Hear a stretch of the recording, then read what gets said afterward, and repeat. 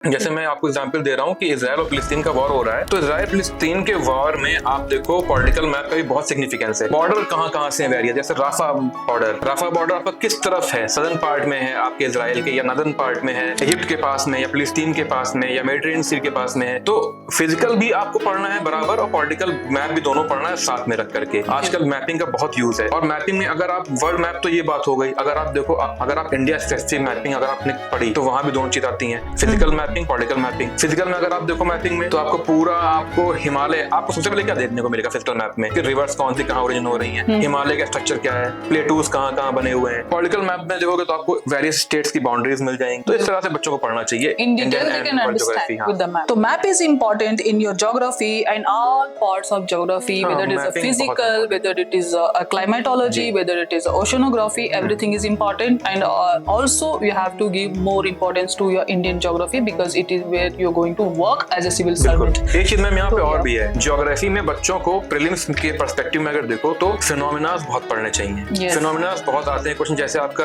Air mass हो गया। अगर आपको एयर मास का फिनोमिना नहीं पढ़ा, जैसे मैं आपको एग्जांपल देती हूँ मानसून, अगर आपको मानसून का बेसिक फिनोमिना नहीं पता है तो प्रीलिम्स में आपसे क्वेश्चन पूछने वाला है फिनोमिनास, और आपको नहीं पता होगा तो वो लंबे क्वेश्चन होंगे, 4 लाइन के स्टेटमेंट्स, 5 लाइन के स्टेटमेंट्स, और आपको राउंड कर दोगे। तो आप फिनोमिना पे करो फोकस ज्योग्राफी के पार्ट में। See, you can understand phenomena once you understand entire subject. हाँ, बिल्कुल। So here what UPSC says is Indian polity and governance, constitution, political system, panchayat raj and public policy, rights, issues, etc. Indian polity comprises everything. What is constitution पढ़ना है basically. Indian constitution from article 1 to article end. Union कैसे, states कैसे बनती हैं, formation of state and union, citizenship right, fundamental rights क्या होते हैं, जो आपके DPSP क्या होते हैं, what is article 1 says, all articles. हाँ, आप देखो 395 आर्टिकल हैं। Understand, you should read, you should read each and every article, you should understand each and every article, what has been written in it, what is the explanation given, what is the Supreme Court says, how Parliament makes a policy, how Parliament acts, enacts, and what is the public policies में दिया गया एक part, and what is the procedure of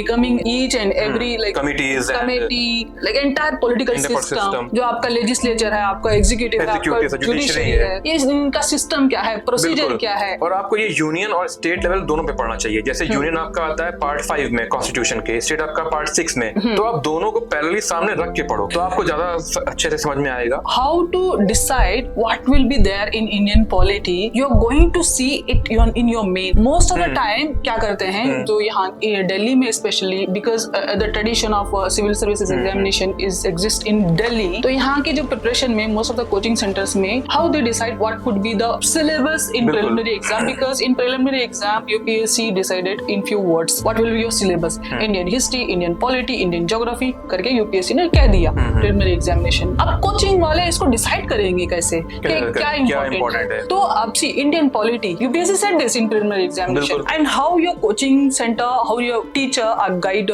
decides what will be there in Indian polity, what could be the important which UPSC can think of। जैसे मैं यहाँ पे example देता हूँ जो मैम आपको बता रही हैं। अगर आप देखो इम्पोर्टेंट, वैसे इम्पोर्टेंट कुछ है नहीं, लेकिन आप फिर भी अगर आप सोचो कि क्या इंपॉर्टेंट चीजें आ सकती हैं इस पर्टिकुलर पॉलिटी या ज्योग्राफी कहीं पे भी, तो हम यहाँ पॉलिटी का एग्जांपल ले रहे हैं। पॉलिटी में अगर आप देखो तो रिसेंट क्या चेंजेस हो रहे हैं पॉलिटिकल सिस्टम में, जैसे कि एक सिंपल सी चीज यहाँ पे आप देखो, अमेंडमेंट कौन सा हुआ है अभी लेटेस्ट, 106 अमेंडमेंट एक्ट आया है, जिसे नारी शक्ति वंदन अधिनियम भी बोल रहे हैं। और इसमें क्या किया गया, इसमें 33% आपका रिजर्वेशन दिया जा रहा है वुमेन्स को लोकसभा में, लेजिस्लेटिव असेंबलीज में। तो ये आप ऐसे पढ़ो। अब ये क्वेश्चन अगर आपका आएगा ही आएगा, प्रीलिम्स में आ सकता है, मेंस में आ सकता है, प्रीलिम्स में आपसे पूछ सकता है सिंपल फैक्ट्स इसके, है ना। तो ऐसी चीजें आप पढ़ो जो रिसेंटली हो रही हैं, चीजें रिसेंट चेंजेस हो रहे हैं, रिसेंट जो आपकी करंट अफेयर्स हैं, करंट अफेयर्स में भी आ सकता है, and also it is a part of polity, and UPSC will decide कि यूपीएससी ने उसको क्या कंसीडर किया, कि पॉलिटी में कंसीडर किया या करंट अफेयर्स। बिल्कुल मैम, यहाँ पे मैं एक एग्जांपल और देता हूँ बच्चों को। अभी क्या हो रहा है, आपके लोकसभा इलेक्शन हो रहे हैं, ये 18th नंबर के हैं। आप देखो इसमें एक नया